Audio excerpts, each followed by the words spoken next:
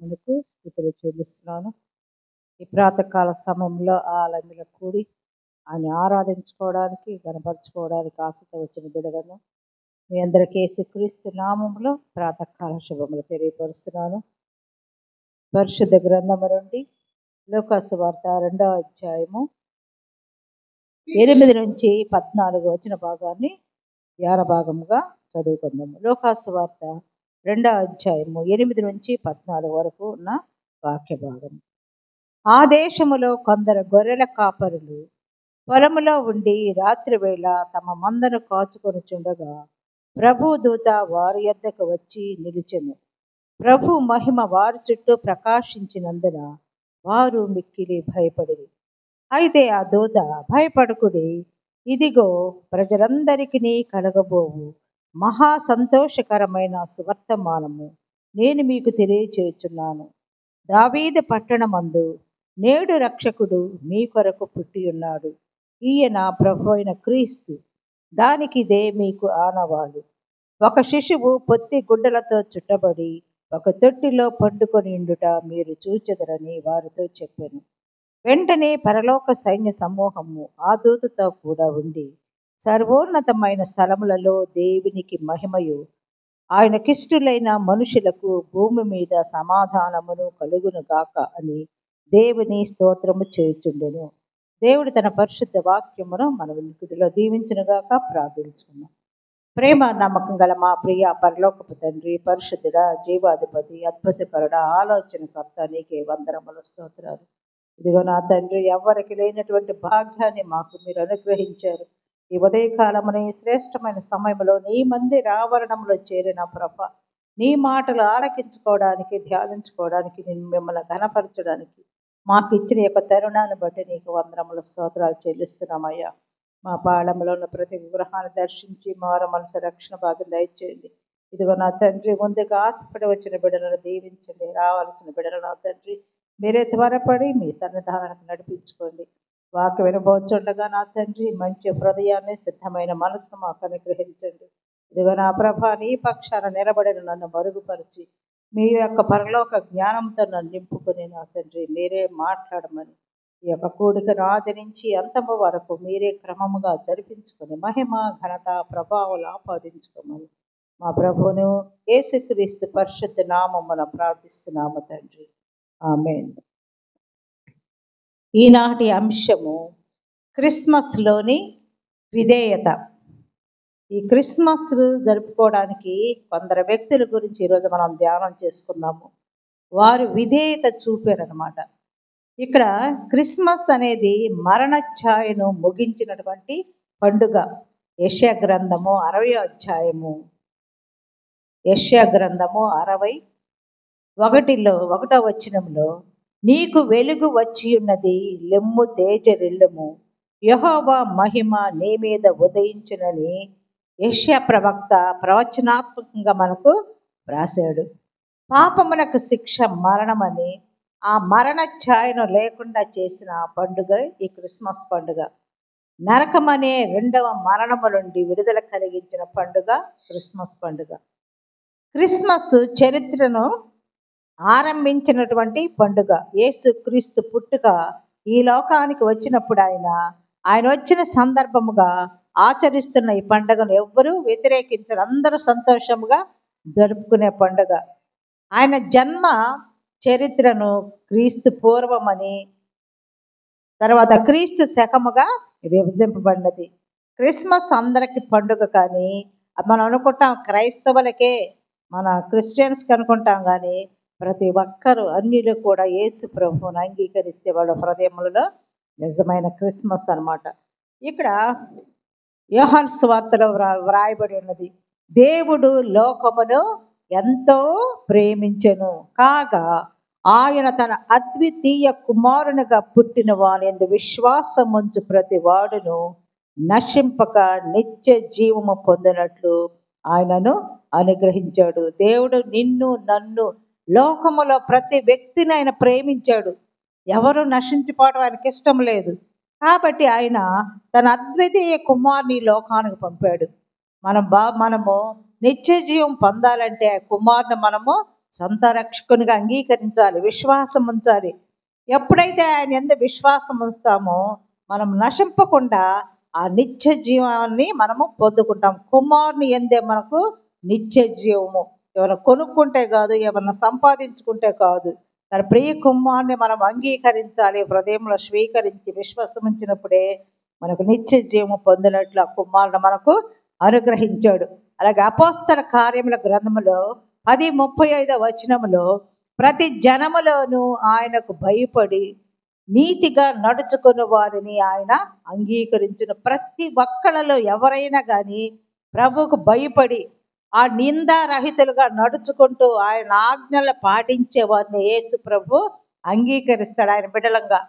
మనం రోజు క్రమం తప్పకుండా వాక్యం వింటున్నాము, మందిరానికి వెళుతున్నాము, నేనే యథార్థవంతుడిని నీతిమంతురాలని మనం అనుకోకూడదు. ఆయనను అంగీకరించాలి. నీతి ఎవరో? యేసుక్రీస్తు ప్రభు. ఆ నీతిని గల ఆ ప్రభువుని మనము సొంత రక్షకునిగా అంగీకరించాలి. ఆయన బాటలో ఆయనలాగా మనం నడుచుకున్నట్లయితే ఆయన తన బిడ్డలంగా ఆయన స్వీకరిస్తాడు, నా కుమారులు నా కుమార్తెలని. కాబట్టి యేసుక్రీస్తు అందరికీ ప్రభువే. ఎవరైతే విశ్వసిస్తారో వాళ్ళందరికీ ఆయన ప్రభువు. అలాగే గొప్ప విమోచన పండుగ జరుపుకోవడానికి కారణమైనటువంటి కొందరు విధేయతను మనం గురించి ఈరోజు మనము ధ్యానం చేసుకుందాము. ఈ క్రిస్మస్ పండుగ ఆచరించటం వలన కొందరు విధేయత చూపారు. ఆ విధేయత చూపిన వారి గురించి మనము దేవుని సహాయంతో ధ్యానం చేసుకుందాం. మొట్టమొదటగా యేసుక్రీస్తు ప్రభు అన్నమాట. క్రిస్మస్ కారణం ఎవరు? యేసుక్రీస్తు జన్మము. ఆయన జన్మదినాన్ని మనము క్రిస్మస్కు జరుపుకుంటున్నాము. ఆయన విధేయత చూపకపోతే మనకు విమోచన లేదు.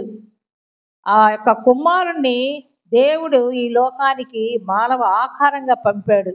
ఆయన తండ్రి మాటకు విధేయత చూపాడు, లోబడ్డాడు, విన్నాడు. నువ్వు నా కొరకు నా బిడ్డల కోసం నువ్వు అక్కడికి వెళ్ళు, లోకానికి వెళ్ళు, చనిపో, రక్తము కార్చున్నప్పుడు శ్రమలు అనుభవించడానికి కూడా ఇష్టపడి తండ్రి మాటకు విధేయత చూపాడు. అయితే కాలము పరిపూర్ణమైనప్పుడు దేవుడు ఏం చేస్తాడంటే తన కుమారుని లోకానికి పంపాడు. ఆయన స్త్రీ యందు పుట్టి మనము దత్తపుత్రులము కావాలని ధర్మశాస్త్రమునకు లోబడిన వారిని అందరినీ విమోచించడానికి ధర్మశాస్త్రమునకు లోబడిన వాడయ్యాడు. ఆయన బిడ్డలంగా ఎవరుంటారో వాళ్ళందరికీ ఆయన విమోచన ఇవ్వడానికి ఆయన సిద్ధపడి ఉన్నాడు అనమాట. అలాగే యేసుక్రీస్తు ప్రభు పుట్టినప్పుడు ఆయన రాక కొరకు పరిస్థితులన్నీ కూడా దేవుడు అనుకూలపరిచాడు. ఎలాగా? ఆకాశమేమో సింహాసనముగాను, భూమి తన పాదపీఠముగాను కలిగి ఉన్న గొప్ప సృష్టికర్త పాపులమైన మన కొరకు ఆయన మానవ ఆకారముతో ఈ లోకానికి వచ్చాడనమాట. ఆకాశమే సింహాసనము, భూమి అంట పాదపీఠము. అలాంటి గొప్ప సృష్టికర్త మనం ఎలాంటి వాళ్ళం? పాపులము, దౌర్భాగ్యులము, నీచులము. అటువంటి మన కొరకు మనల్ని రక్షించడానికి, ఆ నరకాగ్ని నుండి తప్పించడానికి ఆయన నరావతారంలో ఈ లోకానికి వచ్చినటువంటి మనిషి. కాబట్టి ఫిబ్రవరి 2:16 కూడా దేవుడు మానవులకు ఇచ్చినట్టు వాగ్దానం ప్రకారము ఫిబ్రవరి 2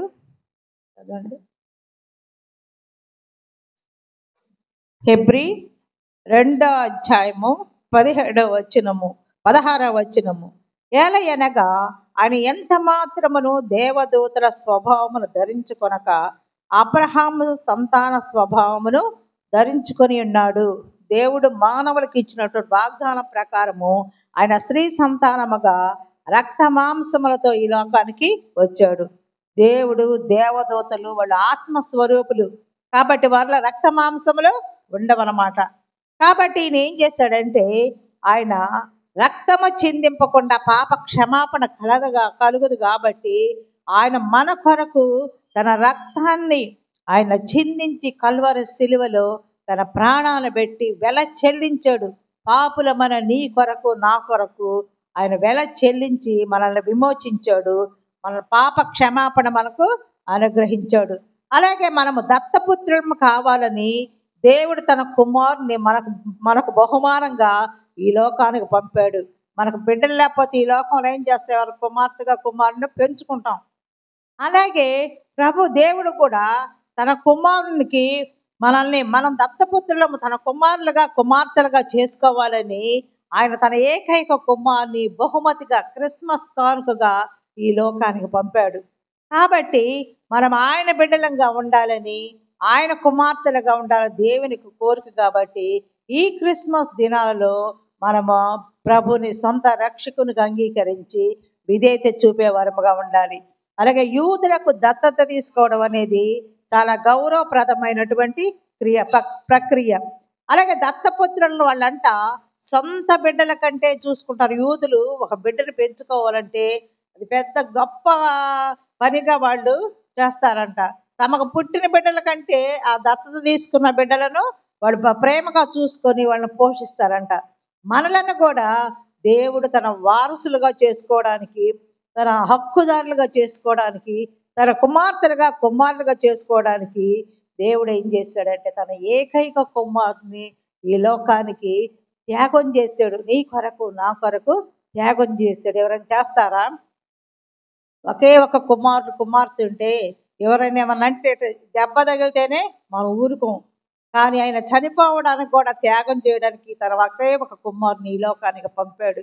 కాబట్టి ఈ క్రిస్మస్ యొక్క గొప్ప సత్య సువార్త ఏంటంటే ఆయన కానుకగా తన ప్రియ కుమారుని త్యాగం చేశాడు. ఆయనకు విధేయులై ఉండడం అంటే మనం ఇవ్వగలిగేది ఏంటంటే దేవుడి యొక్క తండ్రికి మనము, కుమారునికి మనము విధేయత చూపాలి. అదే క్రిస్మస్ యొక్క పండుగ. మనము తినడము, బట్టలు వేసుకోవడం, ఆరాధనకి వెళ్ళడం, బాగా వండుకోవటం కాదు, కానీ ఆ ప్రియ కుమారుని ఈ లోకానికి పంపాడు కాబట్టి కానుకగా మనము కూడా విధేయత అనేది మనము నేర్చుకోవాలి. అలాగే రెండవది ఏంటంటే మరియమ్మ, చిన్న వయసులో ఉన్నటువంటి మరియమ్మ తన గర్భమును అర్పించడం ద్వారా విధేయత చూపినది. దేవుడు తన విమోచన ప్రణాళికలో భాగస్వామిగా ఉండడానికి మరియమ్మని పిలిచాడు. ఆ పిలుపుకు ఆమె లోబడినది, విన్నది. లూకాసు వార్త 1:38 లూకాసు వార్త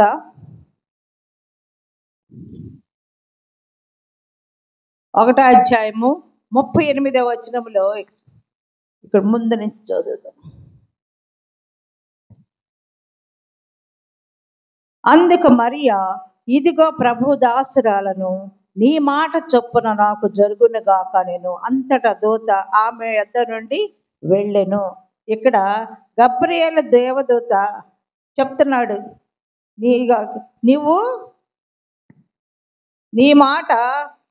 నీ ఒక గర్భాన్ని ధరిస్తావు, పరిశుద్ధాత్మ వల్ల కలుగుతుంది అని చెప్పినప్పుడు మరియ వెంటనే, ఇదిగో ప్రభు దాసురాలను, నీ మాట చొప్పున నాకు జరుగునుగాక అన్నాడు. బైబిల్ అతి ప్రాముఖ్యమైనటువంటి అద్భుతం ఏంటంటే కన్యక గర్భము ద్వారా యేసు ప్రభువును జన్మించుట. దేవాతి దేవుడు తనను తాను తగ్గించుకొని ఒక శరీరములో వసించుట అద్భుతం అన్నమాట. ఆయనకి సమస్తమును సాధ్యమే. అలాంటి అద్భుతకారుడు ఈ ఒక శరీరములో తనను తాను తగ్గించుకున్నాడు. ఒక శరీరములో ఒక మరియమ్మ గర్భములో వసించడము అద్భుతము. దేవదూత మరియతో మాట్లాడినప్పుడు మరియమ్మ ఏం చేసింది? తన్ను తాను సమర్పించుకున్నది, నీ దాసురాలను అన్నది. కాబట్టి ఆమె జీవితములో అద్భుతము జరిగినది. అలాగే కన్యకగా ఉన్నప్పుడు గర్భము దాల్చడం అనేది చాలా భయంకరమైనటువంటి స్థితి. అక్కడ పరిస్థితులు కూడా, ముందు పరిస్థితులు ఎలా ఉంటాయి? నన్ను అవమానపరుస్తారేమో, నన్ను అవహేళన చేస్తారేమో, మమ్మల్ని వెలివేస్తారేమో అని ఆ భయము ఆమె హృదయంలో ఎంత మాత్రము లేదు. తన సమాజం నుండి వెలివేస్తారేమో, తనకు కాబోయే అంతకుముందే యోసేపుతో ప్రదానం చేయబడినది, ఆ మళ్ళా నన్ను వివాహం చేసుకోడేమో. అలాగే ఆమె ఎన్నో ఆలోచనలు ఉన్నప్పటికీ అన్నీ ఆమె తన మనసులోనే పెట్టుకుని అన్నిటికీ సిద్ధపడింది. అవమానాలకు, హేళనలకు, నిందలకు ఆమె సిద్ధపడినది. ఆ రోజుల్లో పాపం చేస్తే స్త్రీలను రాళ్లతో కొట్టి చంపేసేవాళ్ళు. అలాంటి పరిస్థితుల్లో ఆమె తన గర్భాన్ని ప్రభు వశించడానికి ఇవ్వడానికి సిద్ధపడినది. ఆమె నీ దాసురాలను, నీ మాట చొప్పున నాకు జరుగునుగాక అని ఆమె తగ్గించుకున్నది. కానీ ఆ పసి హృదయంలో ఇన్ని ఆలోచనలు, ముందు రోజుల్లో చాలా కష్టాలు ఉంటాయని తెలిసి కూడా ఆమె అన్నిటికీ ఆమె విధేయత చూపింది. యేసయ్యను గర్భం దాల్చిన నాటి నుండి తాను ధన్యురాలునైనాను అని ఆ సంగతి తెలుసుకొని శ్రమలు నిందలు ఎదుర్కోవడానికి ఆమె సిద్ధంగా విధేయత చూపినటువంటిది మరియమ్మ. ఆమెలో ఏ యోగ్యతలు లేవు, చిన్న బాలిక, పేదరాలు, ఆడపిల్ల. కానీ ఆమెలో దేవుడు చూసిన యోగ్యతలు ఏంటంటే తెలుసా? ఆమె విశ్వాసము, విధేయత. విశ్వసించింది. గబ్రియేలు దూత చెప్పినప్పుడు, అమ్మో నేను పురుషుని ఎరుగని దానినే, ఇది ఎలాగ జరుగును, ఒక కుమారుని నేను గర్భం దాలుస్తానా అని ఆమె అనుకోలేదు. దేవుడు చెప్పిన మాట కూడా ఆమె లోబడినది. అలాగే దేవుడికి కూడా కావలసింది ఏంటంటే మనం ఆయనను విశ్వసించాలి, విధేయత చూపడమే దేవుడికి మనం ఇచ్చేటువంటి కానుకలు. మనం దేవునికి ఇచ్చే క్రిస్మస్ కానుకలుగా మనం ఇదినా విశ్వసించాలని, విధేయత చూపాలని ఈ మరియమ్మ యేసు క్రీస్తు ద్వారా మనం విధేయతను మనము కలిగి ఉండాలి. అలాగే లూకా సువార్త 1:36 మరియు నీ బంధువురాలకు ఎలీసబెతు తన వృద్ధాప్యమందు ఒక కుమారుని గర్భము ధరించున్నది. గొడ్రాలనబడిన ఆమెకు ఇది 6వ మాసము. దేవుడు చెప్పిన ఏ మాట ఏనునో నిరర్ధకము కానేరదని గబ్రియేలు దూత చెప్పినప్పుడు మరియ వెంటనే ఏం చేస్తుందంటే, ఆ దినముల యందు మరియ లేచి యోధా ప్రదేశములోని కొండ సీమలో ఉన్న ఒక ఊరికి త్వరగా వెళ్ళిపోయి జకర్యా ఇంటిలో ప్రవేశించి ఎలిజబెత్కు వందనము చేస్తుంది. అప్పుడు ఎలిజబెత్ కూడా గొడ్రాలను పడిన ఆమె గర్భం ధరిస్తుంది. 6వ మాసం అన్నమాట. ఈమె ఆ యోధా ప్రదేశంలో ఉన్న కొండ సీమలో ఉన్న ఆ జకర్యా ఇంట్లోకి వెళ్ళి ఎలిజబెత్కి వందనములు చదవగానే ఎలిజబెత్ మరియ యొక్క వందన వచనములు వినగానే ఆమె గర్భములోని శిశువు గంతులు వేసెను. అంతట ఎలిజబెత్ పరిశుద్ధాత్మతో నిండుకున్నదై బిగ్గరగా ఈ విధంగా మాట్లాడెను, స్త్రీలలో నీవు ఆశీర్వదింపబడిన దానవు, నీ గర్భఫలము ఆశీర్వదింపబడిను. నా ప్రభు తల్లి నా యొద్దకు వచ్చుట నాకేలాగూ ప్రాప్తించెను. ఇదిగో నీ శుభవచనము నా చెవిని పడగానే నా గర్భములోని శిశువు ఆనందముతో గంతులు వేసెను. కాబట్టి ఆయన తన దాసురాల దీన స్థితిని కటాక్షించాడు. నా ఆత్మ నా రక్షకుడైన దేవుని యందు ఆనందిస్తుందని ఎలిజబెత్ మరియమ్మతోటి మరియమ్మ ఎప్పుడైతే ఎలిజబెత్కి వందనము వచనము చెప్పిందో ఆమె గర్భములోని శిశువంట గంతులు వేయటం కాదు, ఆనందముతో గంతులు వేసాడు. కాబట్టి ఈ యొక్క మరియమ్మ కూడా ఎలిజబెత్ ఇద్దరు కలుసుకున్నట్లుగా ఎలిజబెత్ ఆమెను ఆశీర్వదించింది. కాబట్టి నీ గర్భఫలము ఆశీర్వదింపబడినని ఎలిజబెత్ చెప్పినది. అలాగే యోసేపు గురించి, యోసేపు మత్తయి సువార్త 2వ అధ్యాయము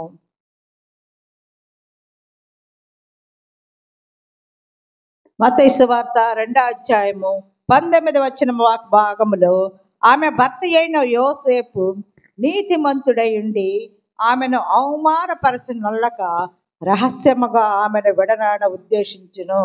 అతడు ఈ సంగతులను గురించి ఆలోచించుకొనుచుండగా ఇదిగో ప్రభు దూత స్వప్నమందు అతనికి ప్రత్యక్షమై, దావీదు కుమారుడైన యోసేపు, నీ భార్య అయిన మరియను చేర్చుకొనుటకు భయపడకము, ఆమె గర్భము ధరించినది పరిశుద్ధాత్మ వలన కలిగినది. ఆమె ఒక కుమారుని కనును, తన ప్రజలను వారి పాపముల నుండి ఆయనే రక్షించును కనుక ఆయనకు యేసు అని పేరు పెట్టుదువని చెప్పాను. అంటే ఈ యొక్క యోసేపు న్యాయమైన జీవితం జీవించేవాడు, దేవుని మాటకి లోబడేవాడు. ఆలోచించి చూస్తే యోసేపు మరే కంటే చాలా ఉన్నతమైన వాడు. ఆయన నీతిమంతుడు, భక్తిపరుడని పరిశుద్ధ గ్రంథంలో వ్రాయబడి ఉన్నది. మరియ గర్భవతి అని తెలిసినప్పుడు యోసేపు అనుకుంటాడు, ఆమెను రహస్యముగా విడనాడాలి, ఆమెను నేను చేసుకోకూడదు వివాహం అనుకున్నప్పుడు ఆ యొక్క దేవుడు దూత ద్వారా ఆమెను వివాహం ఆడమని చెప్పినప్పుడు ఆయన విధేయత చూపాడు. గర్భవతిగా ఉన్నవాడు ఎవరైనా వివాహం చేసుకుంటారా? కానీ ఆ దేవదూత ద్వారా మాట్లాడినప్పుడు, దేవుడు చెప్పినప్పుడు ఆ మాటకు ఆయన అనుకుంటాడు, ఆమెను నేను అందరి వలన చెప్పి విడనాడకూడదు కానీ రహస్యముగానే విడనాడతాను అని అనుకున్నప్పుడు స్వప్నమందు ఆ దూత చేత చెప్పబడినప్పుడు ఆయన విధేయత చూపాడు. యోసేపు విధేయతలో 3 విషయాలు మనము ఈ దినము చూడొచ్చు. ఒకటి ఏంటంటే మరియను వివాహమాడాడు. బిడ్డ పుట్టే వరకు ఆమెను చూడలేదు. తర్వాత కూడా దేవుడు ఎక్కడికి వెళ్ళమన్నా వెళ్ళాడు. యోసేపు మాట్లాడినట్లుగా పరిశుద్ధ గ్రంథంలో ఎక్కడ మనం చూడలేదు, కానీ క్రియారూపకంగా విధేయత చూపాడు. నువ్వు ఆ బిడ్డను ప్రజాసంఖ్యలో రాయించడానికి వెళ్ళమన్నప్పుడు వెళ్ళాడు. ఆమెను వివాహం చేసుకోమని చేసుకున్నాడు. అక్కడ దాగి ఉన్నప్పుడు దాగాడు. అన్నీ కూడా దేవుని మాటకు లోబడి విధేయత చూపినట్లుగా ఉన్నది. 4వదిగా గొర్రెల కాపరులు. లూకాసు వార్త 2వ అధ్యాయము, లూకాసు వార్త 2వ అధ్యాయము 8 నుంచి 12 వచ్చిన భాగములు. ఆ దేశములో కొందరు గొర్రెల కాపరులు పొలములో ఉండి రాత్రి వేళ తమ మందను కాచుకొని చుండగా ప్రభు దూత వారి యొద్దకు వచ్చి నిలిచెను. ప్రభు మహిమ వారి చుట్టూ ప్రకాశించినందున వారు మిక్కిలి భయపడిరి. అయితే ఆ దూత, భయపడకుడి, ఇదిగో ప్రజలందరికీ కలగబోవు మహా సంతోషకరమైన సువర్తమానము నేను మీకు తెలియచేస్తున్నాను. ఏంటంటే అది, దావీదు పట్టణమందు నేడు రక్షకుడు మీ కొరకు పుట్టి ఉన్నాడు. ఈయన ప్రభు అయిన క్రీస్తు. దానికి ఇదే మీ ఆనవాలు. ఒక శిశువు పొత్తి గుడ్డలతో చుట్టబడి ఒక తొట్టిలో పండుకొని ఉండుట మీరు చూచెదరని చెప్పెను. ఈ యొక్క గొర్రెల కాపరులు బలి అర్పించే గొర్రెలను కాచేవారంట. యెరూషలేము దేవాలయంలో వాళ్ళకి ప్రవేశం లేదు. విద్య లేని పామరులు. వాళ్ళకి తెలిసిందల్లా గొర్రెలను మేపడమే అన్నమాట. వీరు దేవదూత మాట వినగానే ఏం చేశారంటే, వాళ్ళ గొర్రెలు ఏమవుతాయన్న భయం లేకుండా గొర్రెలను వదిలిపెట్టి వాళ్ళు యేసు ప్రభుని చూడాలని వాళ్ళు ప్రయాణిస్తూ ఆయన దగ్గరికి వెళ్ళారు. గొప్ప బహుమతులు ఆయన ఏం తీసుకెళ్ళలేదు, కానీ మొట్టమొదటిసారిగా యేసు ప్రభుని చూసే భాగ్యం ఎవరికి? గొర్రెల కాపర్లు. వాళ్ళు ప్రభువుని చూశారు, ఆయనను ఆరాధించారు. వాళ్ళ చేతులు ఏమి లేవు, గొర్రెలు విడిచిపెట్టారు. దేవదత్త చెప్పిన మాటలు విని ఆ యొక్క గొర్రెల మందను విడిచారు. వాళ్ళు ఆ దూతను చూడగానే భయపడ్డారంట. భయపడగారు వాళ్ళు అన్నారు, భయపడకుంటున్నాడు, దావీదు పట్టణం మందు నేడు రక్షకుడు మీకు పుట్టి ఉన్నాడు, ఆయన ప్రభు అయిన క్రీస్తు కాబట్టి ఒక శిశువు పొత్తి గుడ్డలతో చుట్టబడి ఒక తొట్టిలో పండుకున్నట్టు మీరు చూచెదరని చెప్పినప్పుడు వాళ్ళు వెళ్ళిపోయారు.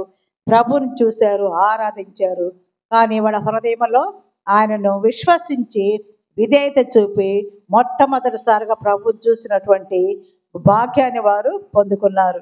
కానీ ఇక్కడ సమూయేలు గ్రంథము 1వ గ్రంథము 15వ అధ్యాయము 22వ వచనములో, బలులు అర్పించుట కంటే ఆజ్ఞను గైకొనుటయు, పొట్టేళ్ల క్రొవ్వు అర్పించుట కంటే మాట వినుటయు శ్రేష్టము అనే వాక్య ప్రకారము వారు ఏం చేశారంటే విధేయత చూపారు. బలులు అర్పించుట కంటే ఆజ్ఞను గైకొనుట, పొట్టేళ్ల కొవ్వు అర్పించుట కంటే మాట వినుటయు శ్రేష్టమైన వాక్యం ప్రకారము వాళ్ళు విధేయత చూపారు. ఏమి లేకపోయినా ప్రభువుని చూడాలన్న తహతహతోటి వెళ్ళారు, ఆయన పూజించారు, ఆరాధించారు.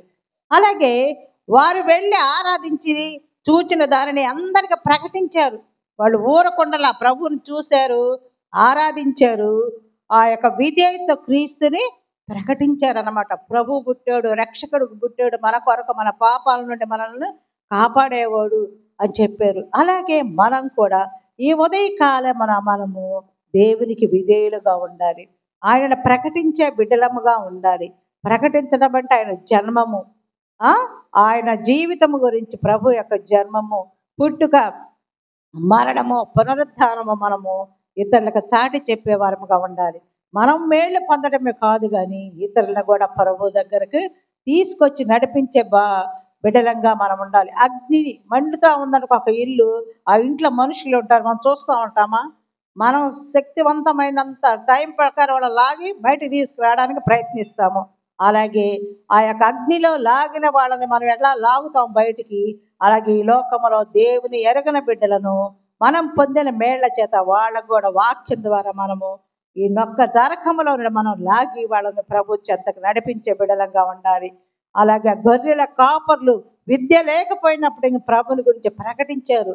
మొట్టమొదట చూసే భాగ్యం ఆ బిడ్డలకు అనుగ్రహించాడు దేవుడు. అలాగే మనం ప్రభువుని కన్న వాటిని విన్న వాటిని వాళ్ళు చెప్పారు. మనము కూడా ప్రభువుని గురించి ప్రకటించే వారముగా విధేయత చూపే వారంగా ఉండాలి.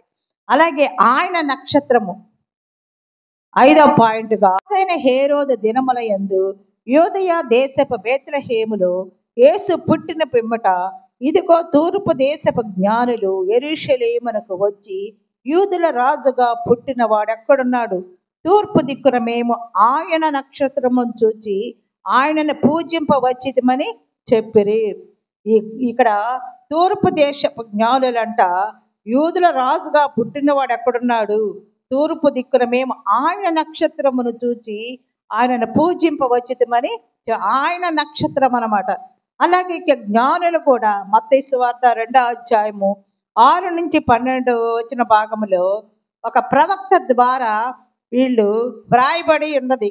అంతటా హేరోదు ఆ జ్ఞానులను రహస్యముగా పిలిపించి ఆ నక్షత్రము కనబడిన కాలము వారి చేత పరిష్కారముగా తెలుసుకొని, మీరు వెళ్ళి ఆ శిశువు విషయమై జాగ్రత్తగా విచారించి తెలుసుకొనగానే నేనును వచ్చి ఆయనను పూజించినట్లు నాకు వర్తమానము తెండని వారిని బెత్లెహేమునకు పంపుతారు.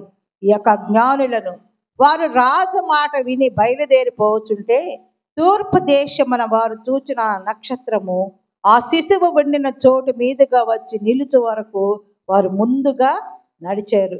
వారు ఆ నక్షత్రమును చూచి అత్యానంద భరితులై ఇంటిలోనికి వచ్చి తల్లి అయిన మరియను ఆ శిశువును చూచి సాగిలపడి ఆయనను పూజించి తమ పెట్టెలు విప్పి బంగారమును సాంబ్రాణిని బోళమును కానుకలుగా ఆయనకు సమర్పించారు.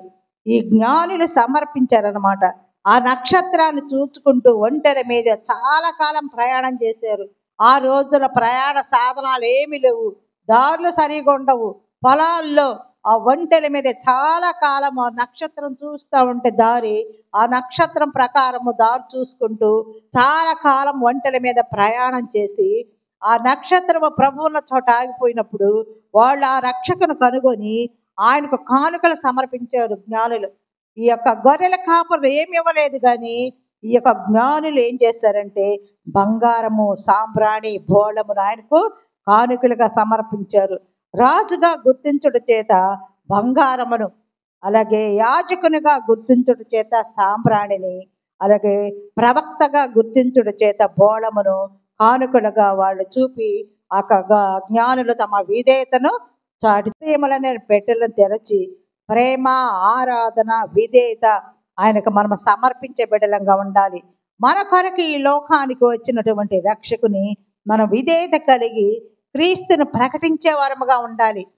మనము విద్య లేని పామరులైన ఆ గొర్రెల కాపర్లు చూచారు, ప్రభువుని ఆరాధించారు. వాళ్ళు చూచిన వాటిని అన్ని దేవుని గురించి ప్రకటన చేశారు.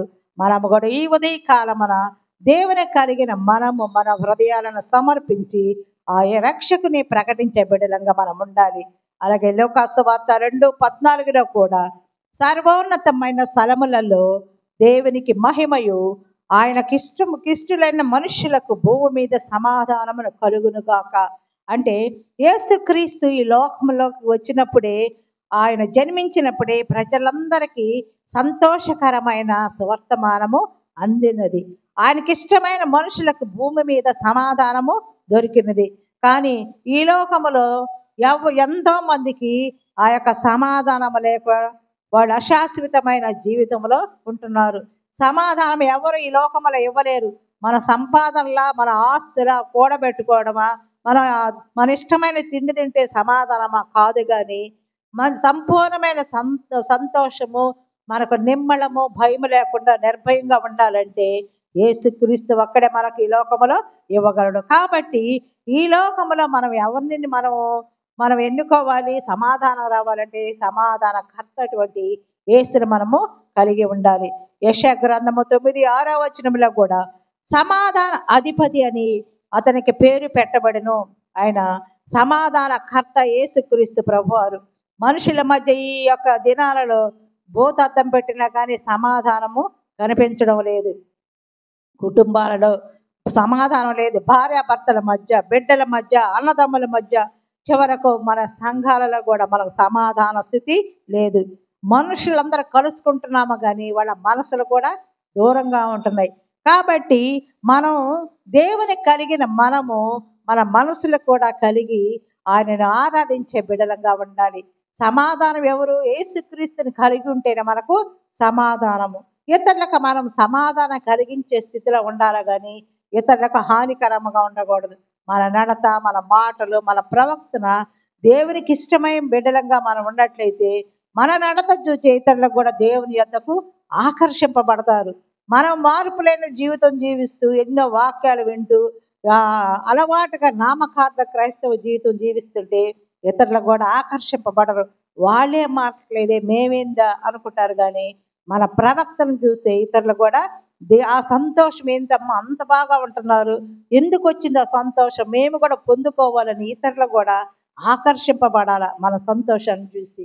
నిత్యుడైన దేవుని కలిగి ఉంటే మనకు సంతోషం అన్నమాట. కాబట్టి యేసయ్య ఉండే హృదయాలు ఎప్పుడైతే ప్రభువును మన సొంత రక్షకునికి అంగీకరిస్తామో మన హృదయాల సంతోషం ఉంటుంది. మన గృహాల్లో, మన కుటుంబాల్లో మనకు సంతోషం దొరుకుతుంది. అలాగే మత్తయి సువార్త 11:28 కూడా ప్రభు అంటున్నాడు, ప్రయాసపడి భారము మోసుకొనుచున్న సమస్త జనులారా నా యొద్దకు రండి, నేను మీకు విశ్రాంతి కలుగు చేస్తాను అంటున్నాడు. అంటే ప్రయాసలతో, భారముతో మనము దేవునికి దూరముగా ఉంటుంటే ఆయన తన భారాన్ని నా మీద వేయమంటున్నాడు. మీకు శాంతి సమాధానమే పొందాలంటే నా దగ్గరకు రండి అని ప్రభు అంటున్నాడు. కాబట్టి మనం ఆశ్రయించినట్లయితే ఆయన సమాధాన కర్త కాబట్టి మనకు ఆయనలో మనకు శాంతి సమాధానం దొరుకుతుంది. ఈ లోకములో ఎక్కడ మనకు శాంతి సమాధానాలు ఉండవు. ఒకవేళ మనం సంపాదించుకొని అనుభవిస్తున్నా కానీ అది అశాశ్వతము, కొంతకాలమే ఉంటుంది. కొందరు ఒకళ్ళతో నాకేం పని, నేను బాగా సంపాదించుకున్నాను, నా వెనక ఆస్తులు ఉన్నాయి అనుకోవచ్చు. వెళ్ళేటప్పుడు ఎవరు తీసుకెళ్ళరు. అన్న వస్త్రముల గలవారమై ఉంటాం. మనం వచ్చేటప్పుడు మనం ఏం తీసుకొచ్చామా? ఎవ్వ మన కేకేస్తారు చిన్నప్పుడు, పసి పెట్టుకున్నప్పుడు. మళ్ళా చనిపోయినప్పుడు ఏమి వేయరు మన మీద. బంగారం కదా, విలువైన వస్తువులు కూడా ఉండవు. ఈ మధ్య జీవితంలో దేవునికి ఇష్టమైన జీవితం మనం జీవించినట్లయితే దేవునికి ఇష్టమైన బిడ్డలుగా ఆయన రాజ్య వారసులుగా మనల్ని చేస్తాడు. అలాగే యోబు 22:21 ఆయనతో సహవాసము చేసినడలా నీకు సమాధానం దొరుకుతుంది. ఆయన సహవాసంలో మనం ఉండాలి. అపోస్తల కార్యముల 2:42 అపోస్తల కార్యముల గ్రంథము 2:42 మీరు అపోస్తలుల బోధ యందును, సహవాసమందును, రొట్టె విరుచుట యందును, ప్రార్థన చేయుట యందును ఎడతెగక ఉండేది. ఆయన సహవాసములో ఉండాలంటే ప్రతిదినము మనం ప్రార్థించే వారముగా ఉండాలి. ఆ ప్రార్థనని ఆశ ధ్యాసగా ఉండాలి. ప్రార్థించడం ద్వారా అనేక మంది భక్తులు ఎన్నో గొప్ప కార్యాలు చేయగలిగారు. మనం ఆ యొక్క దేవుని బోధ యందు, ఆ యొక్క సహవాసములో, రొట్టె విరుచుట యందును, ప్రార్థన చేయుట యందును సహవాసముగా ఈ విధంగా మనము కూడుకొని ఆయనను ఆరాధించే బిడలంగా ఉండాలి. ఎప్పుడైతే మనం ఆయన సహవాసంలో ఉంటామో గొప్ప ఆనందాన్ని పొందుకునే వారముగా ఉంటాము. అలాగే వాక్యాన్ని శ్రద్ధగా చదవాలి. కీర్తన 119:11 కూడా నీ ఎదుట నేను పాపము చేయకుండానట్లు నా హృదయములో నీ వాక్యము ఉంచుకొని ఉన్నాను. మన వాక్యాన్ని ఎప్పుడైతే చదువుతామో మన హృదయంలో ఉంటుందో మనం పాపము చేయము. ఎప్పుడైతే వాక్యాన్ని చదవకుండా ఉంటామో సాతానుడు మన హృదయంలో ప్రవేశిస్తాడు. ఎందుకు? ఖాళీ హృదయము కాబట్టి ఆ హృదయంలో ఉన్నటువంటి దాన్ని బట్టి మనము ఈ లోకంలో జీవిస్తున్నాం. కాబట్టి వాక్యం ఎప్పుడైతే మన హృదయాల పదిలంగా ఉంటుందో ఇట్లా నడవద్దు, ఈ విధంగా నువ్వు మాట్లాడద్దు, ఈ విధంగా చేయొద్దని దేవుడు హెచ్చరికగా మనకు ఉంటాడు. కాబట్టి మన వాక్యాన్ని మన హృదయంలో, మన పాపం చేయకుండా ఉండాలంటే వాక్యాన్ని మన హృదయంలో పదిలపరుచుకోవాలి. అలాగే ప్రకటన 1:3 సమయం సమీపించినది కాబట్టి ఈ ప్రవచన వాక్యములు చదువువాడును వాటిని విని ఇందులో వ్రాయబడిన సంగతులు గైకొన వారును ధన్యులు. సమయము సమీపించినది, అయిపోతుంది. సమయం ఏ క్షణాన దేవుని రాకడొస్తో తెలియదు. కాబట్టి ఈ వాక్యాలు దేవుని 66 గ్రంథాలను మనం చదివేవారముగా ఉండాలి. ఆ వాక్యానుసారంగా మనం జీవించేవారుగా ఉంటే ధన్యకరమైన జీవితం అంట. ప్రతి ఆదివారం ప్రభు సన్నిధికి వెళ్ళే వారముగా సమాజంగా కూడుకుంటా మానుకోకూడదు. ఒకటి ఏంటంటే సహవాసంలో ఉండాలి, దేవుని బిడ్డల సహవాసంలో ఉండాలి. రెండోది వాక్యాన్ని చదువుకుంటూ హృదయంలో బదిలపరుచుకొని వాక్యానుసారంగా జీవించాలి. మూడవది ప్రతి ఆదివారము మనము ప్రభు సన్నిధికి వెళ్ళే వారముగా ఉండాలి.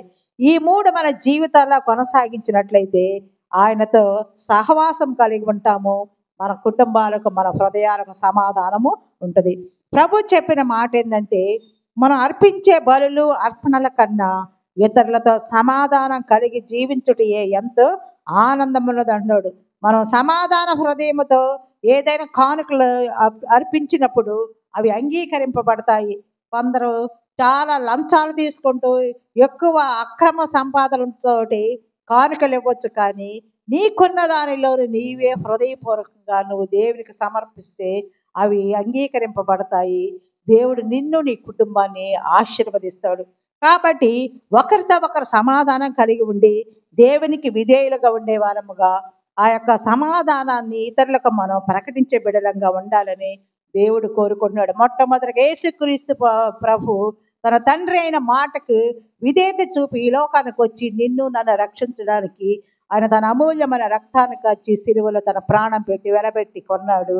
తండ్రికి విధేయత చూపాడు. రెండవది మరియమ్మ కన్యక, ఆమె చిన్న బిడ్డ, ఆ వయసులోనే ఆమె తన గర్భాన్ని ప్రభు జన్మించడానికి ఆమె సమర్పించుకున్నది. ఆయన మాట విన్నది, లోబడినది, మేళ్లు పొందినది. మూడవ వ్యక్తిగా యోసేపు నీతిమంతుడు, భక్తిపరుడు, దేవుని మాటకు లోబడిన వాడు కాబట్టి ఆమెను రహస్యముగా విడనాడాలని ఉద్దేశించాడు, కానీ ఆమెను వివాహం చేసుకున్నాడు. ఆమెతో ఆ బిడ్డ పుట్టే వరకు ఆమెను కూడలేదు.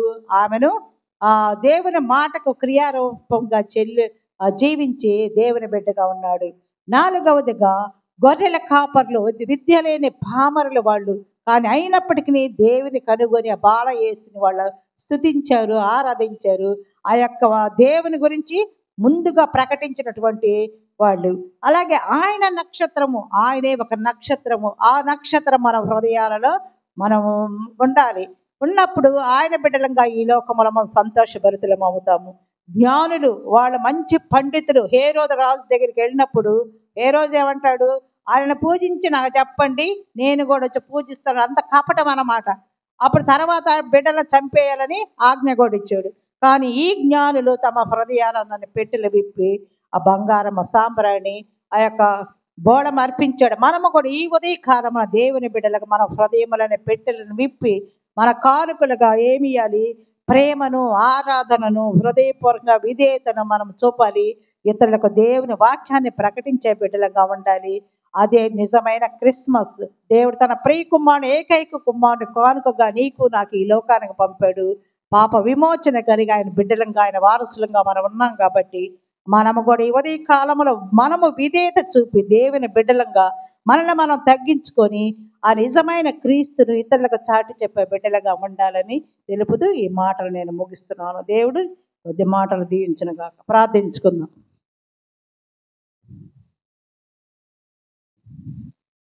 ప్రేమ నమ్మకం గల మా ప్రియ పరలోకపు తండ్రి, పరిశుద్ధుడా, జీవాధిపతి, నీకే వందనములు, స్తోత్రాలయ్యా. మీరు నా తండ్రి వాక్యం ద్వారా హెచ్చరించిన విధానాన్ని బట్టి వందనాలు. మేము కూడా నా మా హృదయాన్ని సమర్పించి నీ వాక్యాన్ని ప్రకటించే బిడ్డలకు ఉండడానికి నీ కృపలో మమ్మల్ని జ్ఞాపకం చేసుకోండి. వాక్యం విన్న ప్రతి బిడ్డను దీవించండి. వాళ్ళ హృదయాలలో వాక్యం నీరు కట్టి ఫలింప చేయండి. నా తండ్రి మా హృదయాలలో నీ వాక్యము నింపుకొని వాక్యానుసారంగా జీవించి నా తండ్రి నీ బిడ్డలుగా, నా తండ్రి నీకు ఇష్టమైన బిడ్డలుగా ఈ క్రిస్మస్ కానుకగా మా హృదయాలను సమర్పించుకోవడానికి నీ కృపలో మమ్మల్ని జ్ఞాపకం చేసుకోండి. వాక్యం విన్న ప్రతి బిడ్డను దీవించండి. ఇదిగా ఈ పరిచర్యలో వాడబడుతున్న ఈ శివయ్య బిడ్డల కుటుంబాలను వాళ్ళ సమస్త అక్కరలు తీర్చమని అడుగుతున్నాం తండ్రి. ఈ క్రిస్మస్ దినాలలో మేమందరం మా కుటుంబాలతో నా తండ్రి సంతోషంగా నా తండ్రి ఈ వాక్యంలో నా తండ్రి పాలు పంపులు పొంది నీ మేళను పొందే కుటుంబాలకు ఉండడానికి ఆయత్తపరచండి. ఇదిగో నా తండ్రి మాకు మా యొక్క పాడమ చుట్టూ నీ పరిశుద్ధాత్మను నా తండ్రి కంచెగా ఉంచండి. ఎలాంటి కీడులు అపాయాలు లేకుండా నా తండ్రి జ్ఞాపకం చేసుకోండి. వృద్ధులను, విధవరాలను, చిన్న బిడ్డలను, యవన బిడ్డలను నా తండ్రి జ్ఞాపకం చేసుకోండి. ఉద్యోగాల కోసం, వివాహాల కోసము నా తండ్రి, గర్భఫలాల కోసం ఎదురు చూసే బిడ్డలను నా తండ్రి మీరే జ్ఞాపకం చేసుకోండి. మరి ముఖ్యంగా మా యొక్క బిడ్డలు నా తండ్రి అనారోగ్య స్థితిలో, మరణ పడకలో ఉంటున్నటువంటి బిడ్డలు మీరే జ్ఞాపకం చేసుకోండి. శక్తిమంతుడా నా తండ్రి, ఆరోగ్యం దయచేసే దేవా, నీ మాటల స్వస్థత ఉన్నది దయచేయండి. ఇదిగో నా తండ్రి, బుజ్జిని నా తండ్రి ఎవరి బిడ్డ మీరు పీల్చుకున్నారు నా ప్రభ. ఆ బిడ్డగా తండ్రి నా ఆదరణ, ఆ బిడ్డ తల్లిదండ్రులకు నా తండ్రి, రక్త సంబంధికులకు నా తండ్రి ఆదరణ కలుగు చేయండి. చిన్న బిడ్డ నా తండ్రి, ఆ బిడ్డ భూస్థాపన కార్యక్రమాల్లో మీరే ఉండండి. గాయము చేయవాడు మీరు, గాయము మాన్పువాడు నువ్వే నా ప్రభ. ఆ కుటుంబానికి అధికారిగా ఉండి మాటల ద్వారా నీ యొక్క వాక్యం ద్వారా నా తండ్రి ఆదరించమని అడుగుతున్నాము. అలాగే నా ప్రభ మా పాలనకి ఎలాంటి నా తండ్రి అపాయం లేకుండా ఈ క్రిస్మస్ దినాల నా తండ్రి సంతోషాన్ని ప్రతి కుటుంబానికి దయచేయమని, వాక్యం విన్న ప్రతి బిడ్డను నా తండ్రి నీ చేతికి అప్పచెప్పుకుంటూ మేము మంచి హృదయాలతో, నిన్ను కలిగిన హృదయాలతో సంతోషించే భాగ్యం దయచేయమని మా ప్రభును మీ ప్రియకుమారుడైన యేసుక్రీస్తు పరిశుద్ధ నామమున ప్రార్థిస్తున్నాము తండ్రి. ఆమేన్. పరలోకమందున్న మా తండ్రి, నీ నామము పరిశుద్ధపరచబడును గాక. తన మహిమ ఎదుట ఆనందముతో మిమ్మల్ని నిర్దోషులుగా నిలవబెట్టుటకును శక్తి గల మన రక్షకుడైన అద్వితీయ దేవునికి మన ప్రభువైన యేసుక్రీస్తు ద్వారా మహిమయు మహాత్యమును ఆధిపత్యమును అధికారమును యుగములకు పూర్వమును ఇప్పుడును సర్వయుగములను కలుగును గాక. ఆమేన్. ఆశీర్వాదంబుల్ మా మీద వర్షింపచేయుమీశా,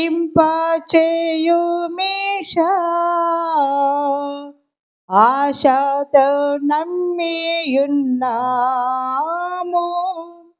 నీ సత్య వాగ్దాతము. ఈ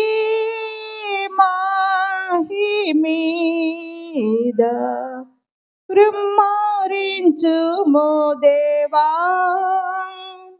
క్రమ్మార ప్రేమ వర్షంబు